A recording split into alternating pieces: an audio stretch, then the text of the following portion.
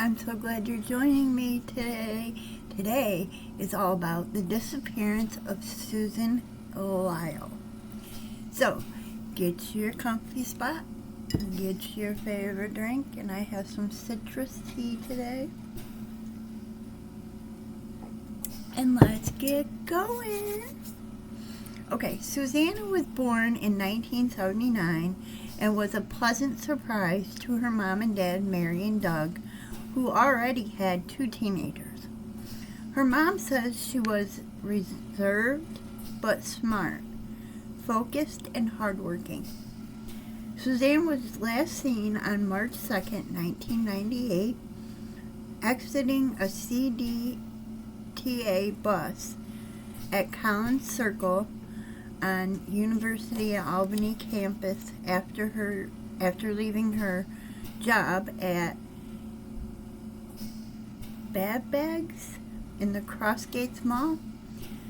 Her mom said that she had a routine like clockwork, which is why it was so hard to accept that she was missing. She got off the bus at about 9:45. She was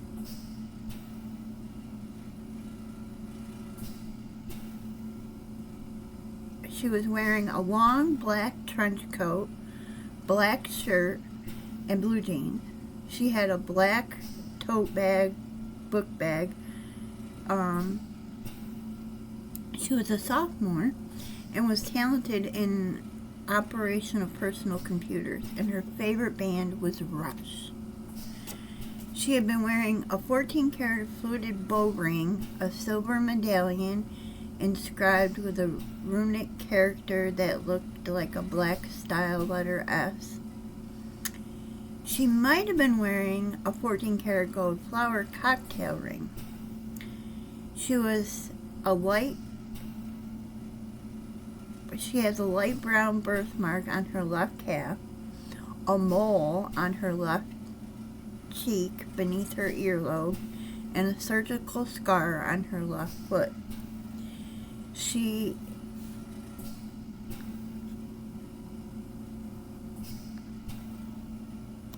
was seen getting off the bus, like I said, about 9:45 and hasn't been seen since. She was 19 at the time that she disappeared. And this is what she looks like. Isn't she gorgeous?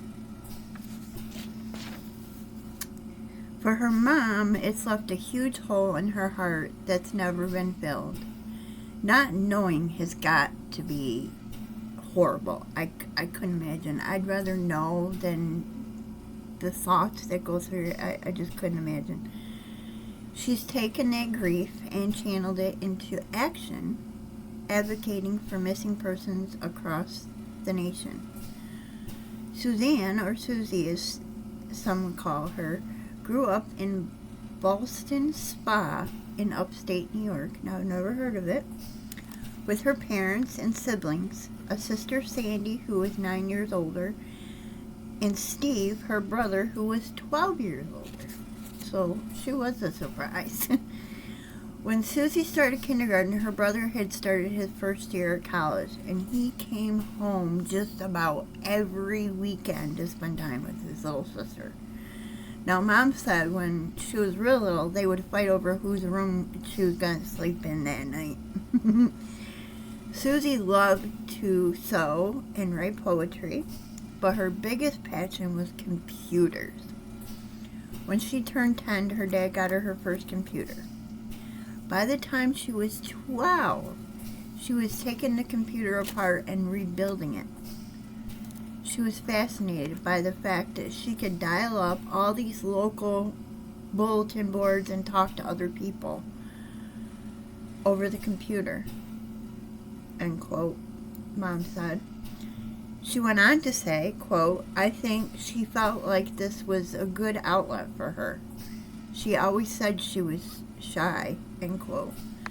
Susie decided to take a computer science in the fall of 1996, and she enrolled at SUNY Oneida. Her mom said, quote, but the SUNY Oneida teachers were just basically starting to learn a little bit about computers. Susie had already graduated past what they had learned, so that's why she decided to come to the University of Albany, hoping she could get a little more additional lessons, end quote. So in the fall of 1997, she transferred to the University of Albany. On the night of March 1st, 1998, Susie called her mom to wish her a happy birthday. She also apologized for not coming home to celebrate, but she was studying for midterms. On March 2nd, Susie went to work, like normal, at her part-time job at a computer software store at the Albany area Crossgate Mall. After getting off the bus, she was heading towards her dorm, which was only about 950 feet away from where the bus stop was, but she vanished without a trace. Susie's boyfriend called her mom March 3rd and said, "Did you know Susie didn't come home last night?" And Dad quickly jumped into his car and headed for the school. Her room wasn't disturbed at all. She had left her glasses and a hairdryer laying on the bed. The state police quickly started investigating. Police won't say if her boyfriend has been ruled out as a suspect. A state police spokesman had this to say, quote, "Multiple interviews have been conducted.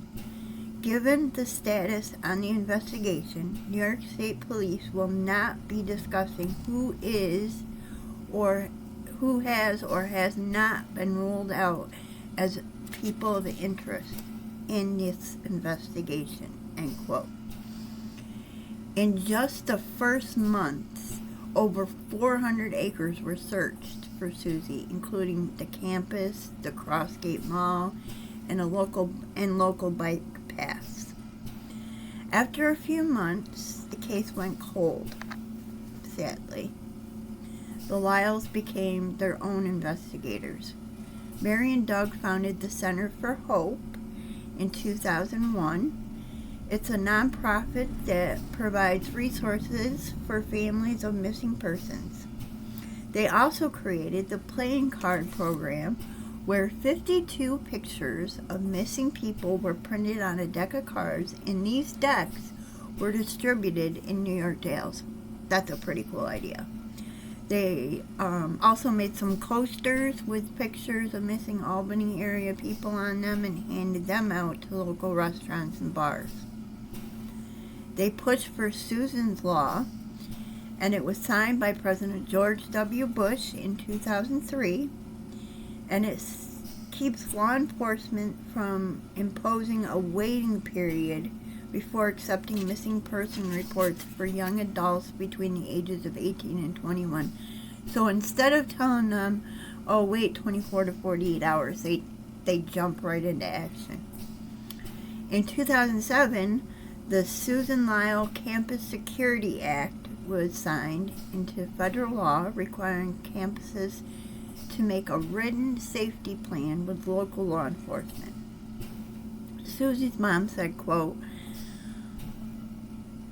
"Even though we were helping other people, we were helping ourselves along the way and kept Susie's name out there," end quote. Susie's dad sadly passed away in 2015 without knowing what happened to his baby girl. So sad.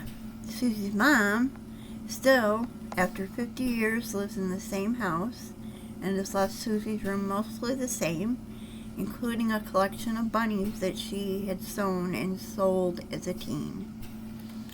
The University Police keep Susie's photo on the bulletin board. So what do you think happened to poor Susie?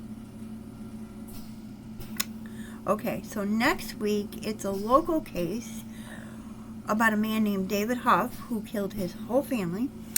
It's going to be juicy. You aren't going to want to miss it. Thank you so much for hanging out with me. I love and appreciate all of you. If you have any suggestions, please let me know. We will definitely do it. Anything true crime, cold cases, anything paranormal.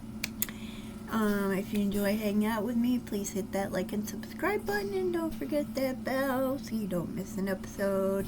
Have a good rest of your week. Keep it rocking, and I'll see you on the next Amy's View.